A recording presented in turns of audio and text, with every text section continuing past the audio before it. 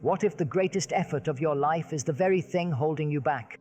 The source of all your sorrow? Don't click away. The final 5 minutes hold the key to a silence so profound it can dissolve a lifetime of conflict. You must understand this. Ceaseless effort. Let us inquire together into a very complex problem, which is the nature of effort and whether it is possible to live in this world without a single struggle. Have you ever asked yourself why you are struggling? From the moment we are born to the moment we die, our life is a series of battles, a constant becoming, a perpetual striving. We are educated to make an effort. We are told that to achieve anything, to get anywhere, to become noble or virtuous, or even to find God, there must be this ceaseless battle within and without. We accept this as a fact, as an inevitable part of existence. But is it? Is it true that life must be this series of conflicts? We must question this, not merely accept what we are told by society, by our religions, by our traditions. We must look at it for ourselves, freshly, as if for the first time. Are you willing to do that? Look at your own life. You get up in the morning and the struggle begins. The struggle with your body, the struggle to get to work, the struggle with your colleagues, with your boss, with your family, the struggle to be more patient, to be more loving, to be more intelligent, the struggle to overcome a habit, to resist a temptation, the struggle to understand, to read more, to become more cultured, and inwardly there is the silent, desperate struggle to be happy, to find peace, to not be lonely, to not be afraid. It is a constant, wearying, and endless movement of becoming something other than what you are. You are this, but you want to be that. You are ignorant, you want to become clever. You are violent, you want to become non-violent. This division between what is and what should be is the very field of conflict. Is this not so? This effort implies a goal, a destination, an achievement. I must achieve peace. I must achieve enlightenment. I must get rid of my anger. And so we invent methods, systems, practices, gurus, disciplines. We say, if I practice this for 10 years, I will be free of that.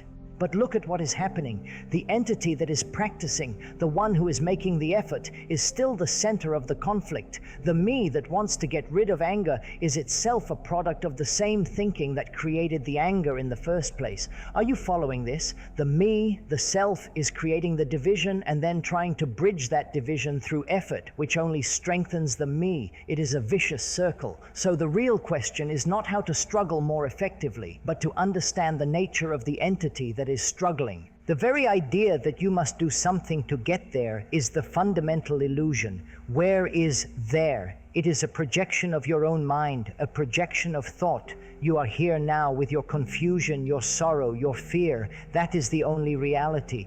But you don't want to look at that. You want to escape from it. And so you invent a future, a heaven, a state of peace, and you spend all your energy trying to get to that projection. This escape, this movement away from what is the effort. This effort is a form of violence against yourself. You are perpetually doing violence to what you are in the name of what you think you should be, and we wonder why our world is so violent. It begins here. It begins with this inward struggle, this self-rejection. To see this, to really understand this in your heart, not just intellectually, is the beginning of a tremendous revolution. A revolution not of bloodshed, but a revolution in consciousness itself. Can we look at this, what is, without any movement of escape, of condemnation, of justification? Can we just look? The thinker. So who is this entity that makes the effort? Who is this me that is always trying to become something? Let us call it the self, the ego, the personality. What is it made of? Go into it, sirs. Don't just listen to my words. Look into your own mind. What are you without your name, your profession, your property, your memories, your experiences, your beliefs and ideas? The you is a bundle of memories, a collection of conditioned responses. It is the past. This me is a structure of thought. It has no reality apart from thought. Are you seeing this? The thinker is not separate from his thoughts. The thinker is the thought. There isn't a me who stands apart and thinks. The thinking itself creates the illusion of a thinker. This is a very difficult thing to see because our entire language, our entire culture is based on this division. We say, I am angry. This implies that there is an I, a permanent entity, and anger is a temporary feeling that has come to it. But is that true? Or is it that in the moment of anger, there is only anger? The I does not exist. But a second later, thought comes in and says, I should not have been angry, or I was justified in my anger. That thought creates the I as the judge, the controller, the center, and from that division, conflict is born. The I now has to do something about the anger. It has to suppress it, control it, rationalize it, and so begins the endless futile effort. The problem then is thought itself. Thought is a responsive memory. It is the past operating in the present. And because it is of the past, it is always old. It is always limited. It can never meet the new, the living, the present moment. So when you are faced with a challenge, a feeling, a relationship, you meet it with the old, with your past conclusions, your prejudices, your fears. You never meet it afresh, and therefore you are never truly in relationship with anything. You are only in relationship with your own ideas about it. This is a state of profound isolation, is it not? To be constantly trapped in the small circle of one's own conditioning, one's own thinking. So when we say do nothing, we are not advocating for passivity, for stagnation, for a dull vegetative state. On the contrary, we are pointing to the cessation of the activity of the self, the cessation of the movement of thought, which is creating the problem. When the thinker is not, there is a different kind of action altogether. It is an action that is not born of motive, of reward or punishment, of fear or gain. It is an action of intelligence, of love. But we cannot come to it through any act of will, because the will is part of the me, the thinker. You cannot will yourself to stop thinking. You cannot use thought to end thought. That is like trying to put out a fire with gasoline. The very effort to stop it gives it more energy. So what is one to do? The doing is the problem. The question itself is wrong. The question implies a doer who will perform an action to achieve a result. We must drop the question and simply observe the fact. The fact is, the thinker is the thought. What happens when you see that not as a theory, but as an absolute truth in your own mind? Past's shadow. Let us go deeper into this question of thought. For if we do not understand its nature, we will be its slaves forever. What is thought? Is it not always a reaction, a response of memory, of knowledge, of experience? You see a flower and thought immediately says, that is a rose. You have named it, classified it, put it into the category of your past knowledge. In that moment of naming, have you actually seen the flower, or have you only seen the image, the word, the memory that you have of it? The word is not the thing, the description is not the described, but for most of us, the word has become more important than the thing. We live in a world of symbols, of ideas, of conclusions, and we have lost contact with the actual. This is why our lives are so shallow, so mechanical. We are living with the dead past. Every reaction you have is conditioned by your past, your culture, your education, your personal hurts and pleasures.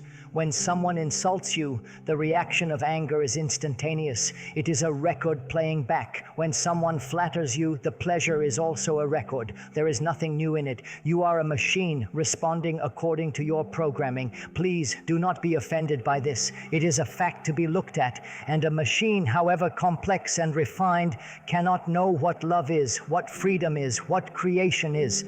It can only repeat, modify, and project. So, the activity of the self, the me, is the constant chattering of thought, which is the past. And this past casts a shadow over the present.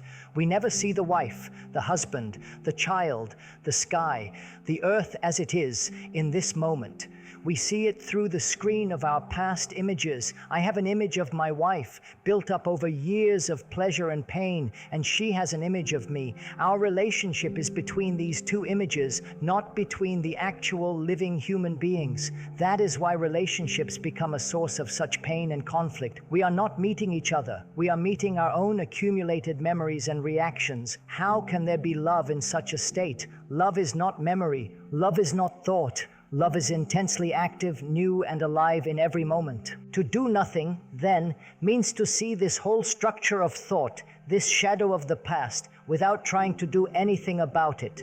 The moment you try to do something, to change it, to fight it, to run from it, you are back in the trap. You are using thought to overcome thought. But can you simply observe the movement of your own thinking? Can you watch a thought arise, see its content, its source, and let it go without condemnation or justification? To watch it as you would watch a cloud in the sky, without saying, I like this cloud, or I dislike that cloud, just to watch. This is not a state of emptiness. It is a state of extraordinary attention, an attention that is not focused or directed by the will of the me. It is an attention that is total. In that total attention, the past, the shadow, has no place to take root. For the first time, you are in the present, and the present is the only eternity there is. Choiceless awareness. So, what does it mean to observe? We think of observation as something done by an observer. There is me, the observer, and that which I observe. My anger, my jealousy, the tree, my wife. This duality is the root of the problem. As we have seen, this separation between the observer and the observed is an illusion created by thought. So, is there an observation in which the observer is not present? This may sound strange, but let us look at it patiently. When you are listening to music that you love, totally absorbed in it, is there a you who is listening, or is there only the listening? When you are looking at a magnificent mountain with a sense of awe, is there a you who is looking, or is there only the state of seeing of beauty? In those rare moments, the self, the observer, is absent. And in that absence, there is no judgment, no comparison, no conflict. There is only what is. This is what we can call choiceless awareness. Awareness is not the same as concentration. Concentration is a form of exclusion. You focus your mind on one thing and resist everything else. This requires effort, will, control. It is a process of struggle. But awareness is inclusive. It is to be aware of the whole field without choice. To be aware of the sounds in the street, the feeling of your body in the chair, the movement of your own thoughts and feelings all at the same time, without saying this is good or this is bad. It is a state of passive, alert watchfulness. There is no me at the center of it, directing and choosing. There is only awareness. To cultivate this, you cannot practice a method. A method implies a goal and a me who practices to achieve that goal.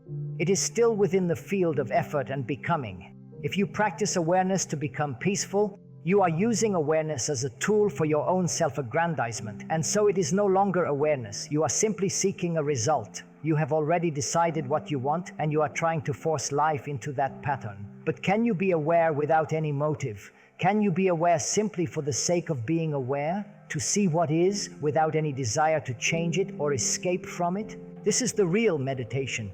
It is not sitting in a certain posture for 20 minutes a day. That can be a form of escape from the turmoil of life. Real meditation is this choiceless awareness in every moment of your daily existence. To be aware as you talk, as you eat, as you walk, as you work. To watch your reactions, your judgments, your fears as they arise and pass away. Not to correct them, not to suppress them, just to see them. In this seeing, which is without the observer, the thing being observed undergoes a radical transformation. When you observe your anger without the me who is angry, the anger itself dissolves, because the anger was sustained by the thinker, by the self. When the self is not, the quality of the anger, the fear, the jealousy is completely different. It has no root. It withers away. This is the miracle of observation. It is an action that is also a complete inaction. Observing fear. Let us take a very common and powerful emotion, fear. We all know fear in its many forms. Fear of death, of loneliness, of not being loved, of public opinion, of failure, of pain. Our lives are largely governed and shaped by fear. We may not be conscious of it, but it is there, deep down, motivating our ambitions, our beliefs, our relationships. We are afraid, and so we seek security. We seek security in money, in property, in a nation, in a belief, in a relationship. But can any of these things ever be truly secure? They are all impermanent. So our search for security only breeds more fear. It is a constant battle to protect and maintain our little islands of safety. Now, what do we usually do when fear arises? We run from it. We try to cover it up, to rationalize it, to find a distraction. We turn on the television, we pick up a book, we go to a party, we seek God. These are all escapes. Or we try to fight it, to be courageous. We say, I must not be afraid. This is another form of resistance. of effort. We create an ideal of courage, which is the opposite of fear, and we struggle to achieve that ideal. But as we've seen, this struggle between opposites is the very essence of conflict. The me who is trying to be courageous is still motivated by fear. It is fear trying to become its own opposite. It is a futile game. So, can we look at fear differently? Can we do nothing about it? That is, can we observe the fear without any movement of escape or condemnation? When fear arises, can you stay with it? Can you look at it? Don't name it. The moment you say, I am afraid, you have separated yourself from it. There is I, the observer, and fear, the thing observed. This creates distance and therefore conflict. But what happens if you don't name it? What happens if you are the fear? The observer is the observed. There is no me who is afraid. There is only the state of fear. Can you feel it completely without any resistance? When you give your total attention to the feeling of fear, not the idea of fear, but the actual physiological and psychological sensation of it, something extraordinary happens. When there is no division between the watcher and the watched, the fear is no longer sustained by the energy of your resistance or your escape. It is like holding a delicate object in your hand. If you grasp it tightly, you crush it. If you are afraid of it and drop it, you break it. But if you hold it with gentle, full attention, you can see its whole nature. In the same way, when you give your total choiceless attention to fear, the very intelligence of that attention dissolves the fear. You are not doing anything. The attention itself is the action and the resolution. The doing nothing is the most powerful action. It requires immense alertness and awareness in which the past, the me, is completely silent. And in that silence, fear cannot exist. Active stillness. It is a great misunderstanding to think that doing nothing means becoming indolent, lazy, or socially irresponsible. Society is afraid of a person who does nothing in this sense because such a person is no longer controllable. They are no longer driven by the desire for success, for power, for recognition, which are the engines of our society. But we are not talking about a physical inactivity. We are talking about the cessation of the psychological activity of becoming. In fact, this state of non-doing is a state of tremendous energy. It is the most active state there is. Consider the energy you now expend, the energy spent in conflict, in resistance, in suppression, the energy spent in upholding an image of yourself, the energy spent in fear, in jealousy, in ambition, in envy, the energy spent in conforming, in imitating, in obeying. It is an enormous waste of life. It is like running an engine with the brakes on. There is a great deal of noise and smoke, but very little movement. This is the life of most human beings, a constant, exhausting internal friction.